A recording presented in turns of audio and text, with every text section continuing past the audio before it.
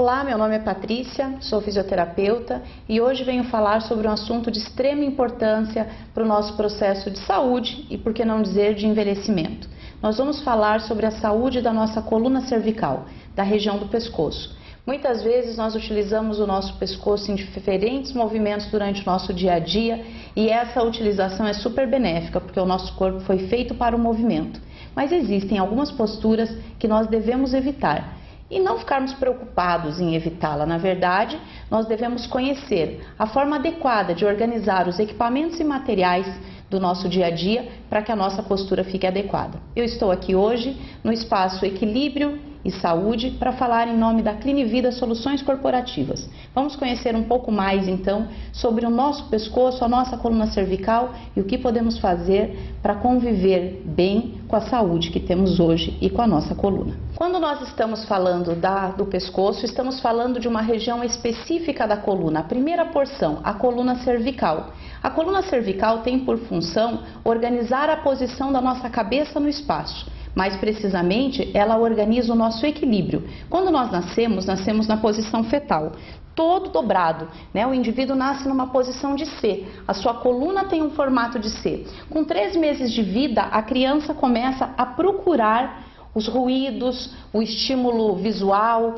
as luzes diferentes, as cores diferentes e atraído por esses estímulos, ela começa a movimentar o seu pescoço. No momento em que ela busca esse movimento, ela começa a fortalecer a musculatura da região posterior da coluna. Com este fortalecimento, aquela coluna que antes era um completo C, começa a apresentar uma nova formação, começa a formar a chamada lordose cervical. A lordose é uma inversão deste C que nós temos no nascimento. Então, aquele C que antes estava nessa posição, na região do pescoço, ele fica invertido. E por que que nós temos esta alteração? Essa inversão da curva da coluna, para que a gente possa realmente organizar o nosso equilíbrio. Como todos sabem, o ser humano não nasce caminhando, como por exemplo os animais, um filhote de elefante nasce e caminha, um filhote de qualquer animal equestre nasce e já caminha. O ser humano não. O ser humano ele depende de 1 ano de vida para começar a organizar os seus movimentos. Isso em decorrência do quê? O ser humano nasce inacabado do ponto de vista neurológico e motor. Ele começa esta formação com base nos estímulos do seu dia a dia.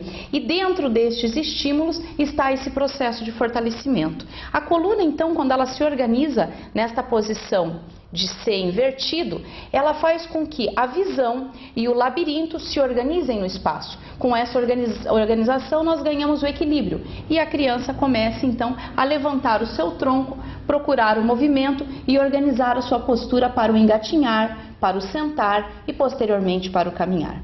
Ao longo da vida nós temos então a coluna neste posicionamento, com esta formação. E não é à toa que a nossa coluna tem este C ao contrário. Ela tem um motivo muito específico. Apenas nesta região cervical nós temos as vértebras, que é o nosso empilhadinho de ossos que formam a coluna, com um forame a mais, um buraquinho a mais de cada lado. Por este forame passa uma artéria chamada artéria vertebral, que tem por função irrigar a base do nosso cérebro e formar toda a irrigação do cérebro num polígono chamado polígono de Williams. Este polígono faz toda a vascularização de uma grande parte do nosso cérebro. E o que isso tem a ver com a postura do nosso dia a dia, com a postura do nosso computador?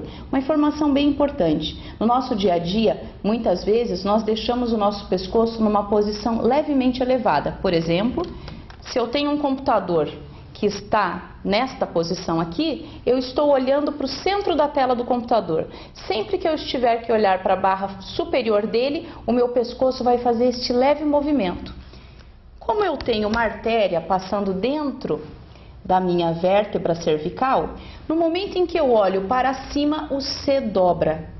Cada vez que ele dobra, eu diminuo o fluxo sanguíneo de chegada no cérebro. E isso causa nas pessoas, ao final do dia, dor de cabeça. Aquela cefaleia que acomete a maioria das pessoas às 6 horas da tarde, com dor no fundo de olho, a pessoa tem dificuldade de ficar em ambientes claros, apresenta fotofobia, que nada mais é do que essa dificuldade de olhar para a luz.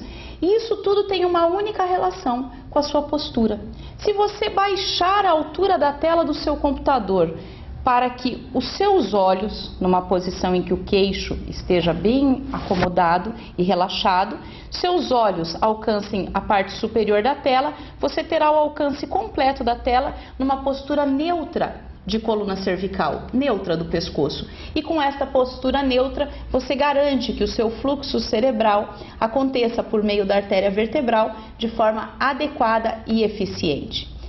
Será que nós temos que cuidar apenas com a altura do nosso computador? Será que em casa a nossa televisão está na altura correta? Será que as nossas crianças estão com a televisão na altura correta? Nós falamos que o computador precisa ter a altura regulada a partir da linha dos olhos. E a televisão? No caso da televisão, a distância da tela é muito maior. É superior a esta distância que eu estou em relação a esta tela. Então, o ideal é que os indivíduos sentados no sofá alcancem, por meio da sua altura de olho, o meio da TV. Sempre regule a televisão para o indivíduo mais baixo da casa, porque os mais altos vão acabar acomodando o pescoço numa postura que não compromete a circulação da artéria vertebral. São dicas bastante simples, mas que muitas vezes no dia a dia nós não temos esta observação. Muito obrigada pela atenção de todos e até o próximo programa.